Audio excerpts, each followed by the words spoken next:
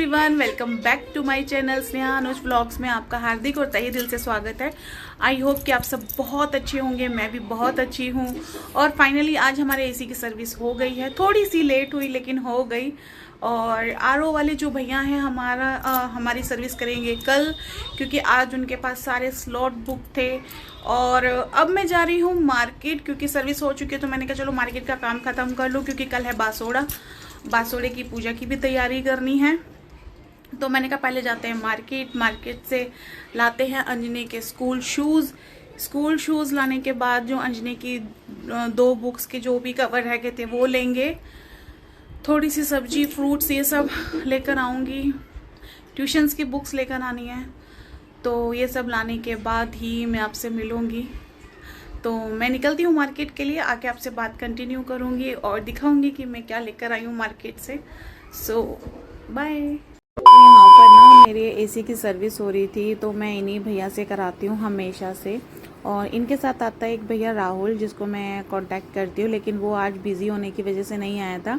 पर ये दूसरे भैया, उनके हेल्पर जो हैं, ये साथ में आते हैं, तो ये ही आए थे और बहुत अच्छा क्लीन अप करते हैं।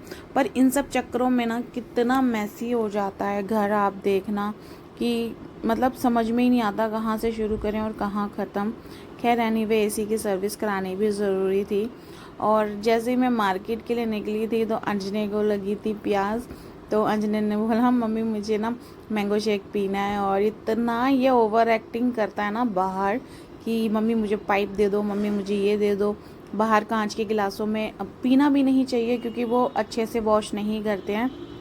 तो मेक श्योर आप डिस्पोज़ल में जूस वगैरह जो भी बाहर पीते भी हैं अगर, तो वो पीजिए और उन्हें डिस्ट्रॉय करके आप डस्टबिन में डाल दीजिए, ताकि वो दोबारा से यूज़ ना हो पाए। और मैं यहाँ पर ना मार्केट तो मैं गई थी और मैंने मार्केट में देखा इतना रश है, क्योंकि बच्चों के स्कूल ओपन हो रहे हैं, तो पेरेंट्स की बहुत भीड़ थी।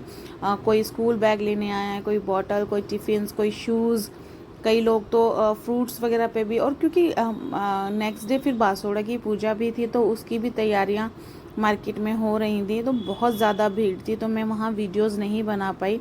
घर आने के बाद मैंने फटाफट से चढ़ाया था सांभर और एक तरफ बनाई थी मैंने खीर। कई लोग बासोड़े की पूजा में मीठे चावल बनाते हैं, गुड़ के चावल बनाते हैं, कई लोग बाजरे की खिचड़ी बनाते हैं। पर मेरे को जो कन्वीनियंट लगता है मैं वो बनाती हूँ, क्योंकि मैं चाहती हूँ कि ना भगवानों को नया नया टेस्ट मिलता रहे खाने के लिए। मेरा कोई पर्टिकुलर नहीं है, वैसे मोस्टली लोग चावल ज़रूर बनाते हैं, तो मैंने बनाई थी खीर। तो इसीलिए क्योंकि नेक्स्ट डे ना मेरा और मेरे देवर का व्रत था, जिस दिन बासोड़ा अगर हमें खाना था, कुछ भी खाना बासी। तो मैंने सोचा क्योंकि मैं तो अन्न खाती नहीं हूँ, तो मेरे देवर का व्रत था, तो मैंने कहा चलो खीर बना लेती हूँ।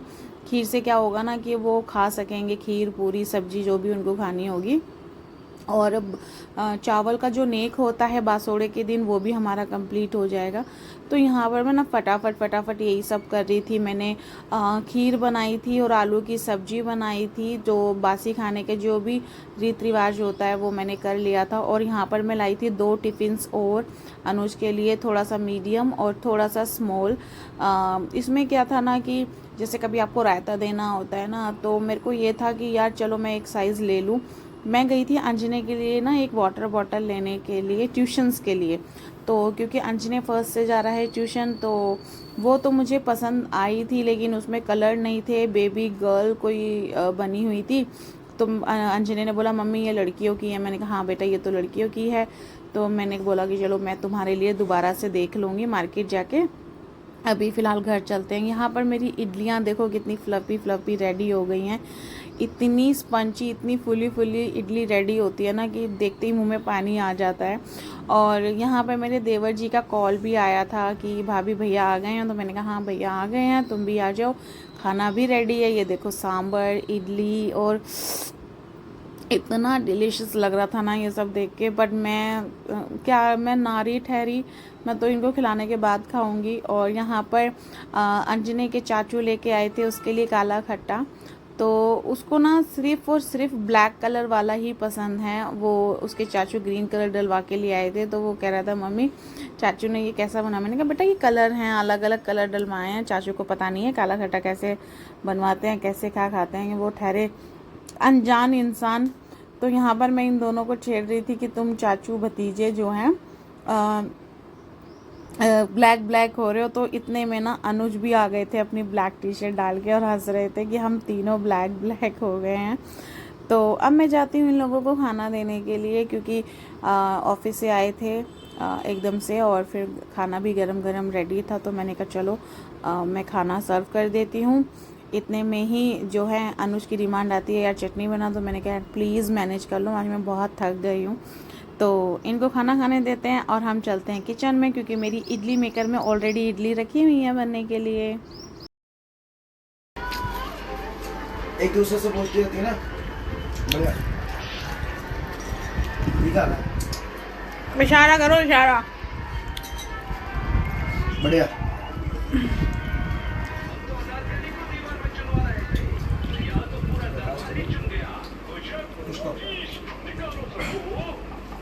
तुम्हारा नहीं मेरा है ना। तुम्हारा फास्ट नहीं है कल, उनका थोड़ी है।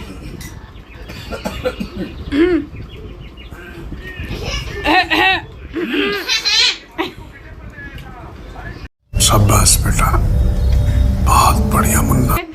इस ब्लॉग का करती हूँ एंड और मिलेंगे कल सुबह। जब तक के लिए देखते रहिए स्नेहा अनुज ब्लॉग को। अगर आपको मेरी वीडियोस पसंद आती हैं तो लाइक कीजिए, कमेंट कीजिए, शेयर कीजिए और मेरे चैनल को सब्सक्राइब कीजिए। तब तक के लिए बाय एंड गुड नाइट।